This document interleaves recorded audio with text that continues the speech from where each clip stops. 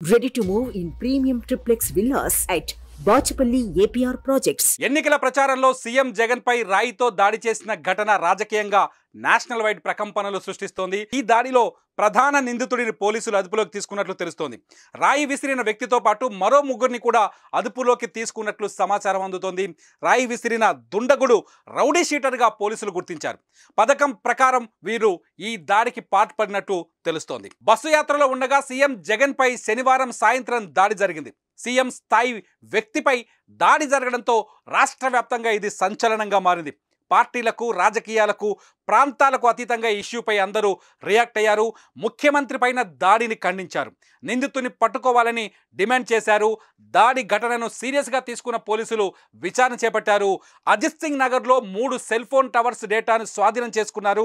ఆ ప్రాంతంలో దాదాపు 20,000 ఫోన్లు యాక్టివ్గా ఉన్నట్లు పోలీసులు గుర్తించారు.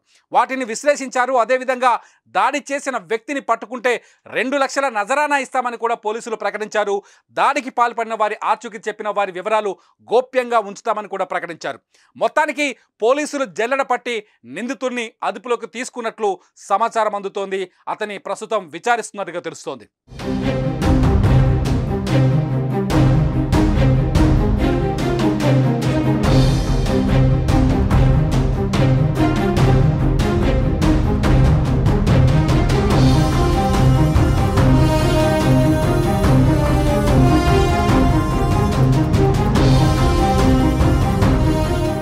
సుమన్ టీవీలో మీ పర్సనల్ అండ్ బిజినెస్ ప్రమోషన్స్ కోసం కింది నెంబర్కి కాంటాక్ట్ చేయండి.